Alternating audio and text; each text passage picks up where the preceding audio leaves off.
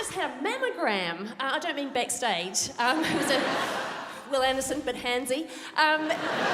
If you've never had a mammogram, this is what it's like. It's like you were running for a lift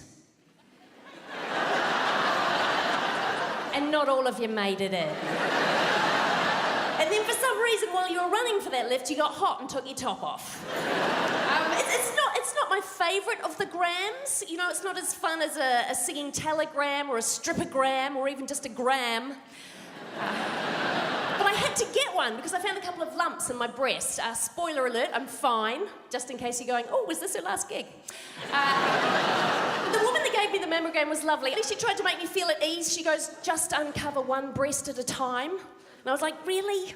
What's the point? Like, they're both the same. It's not going to be that one of them's a surprise. It's not going to be, oh, that's normal. Sandcastle.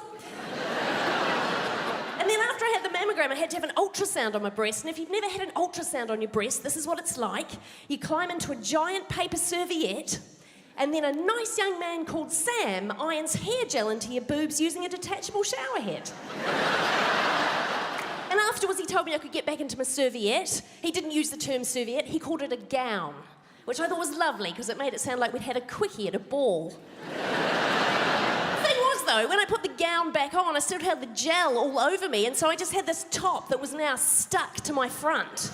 Like it just felt all sort of warm and sticky. And I was like, oh, I just feel like a dirty teenager on the way home from a party. I don't know, maybe you had different teenage years from me. I don't know.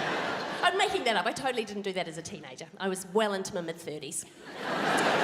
But the weirdest part of the whole thing was waiting for the results outside the breast surgeon's office, and I'm sitting there in the waiting room and I started to feel kind of vulnerable and emotional, and I was thinking about my mum and my grandmother and my aunt who've all survived breast cancer, and I was thinking about the journeys of all the other people in the waiting room, like whether they were about to get good news or bad news. And there was this old couple up by the desk, and the receptionist was talking to the woman, and she was saying, well, that is wonderful news. That means we don't have to see you for another 12 months. And her husband was obviously trying to make a joke to lighten the mood, and he goes, oh, we just had to drive 6 hours for a 5-minute appointment to be told that we don't have to come back. And the receptionist just nails him with his look and goes, yes, well, I think that's quite a good outcome, don't you?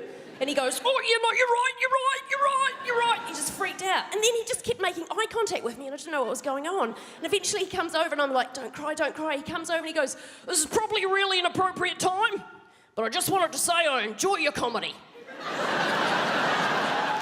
And I was like, it is a fucking inappropriate time. But you've just found out you get to keep your wife. So you win this round, sir, you win.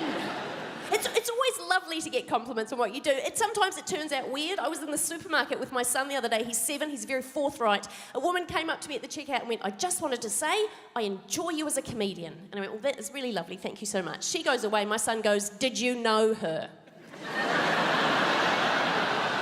I went, no, she was just saying that she enjoys me as a comedian. And he goes, oh, but she doesn't like you as a shopper. I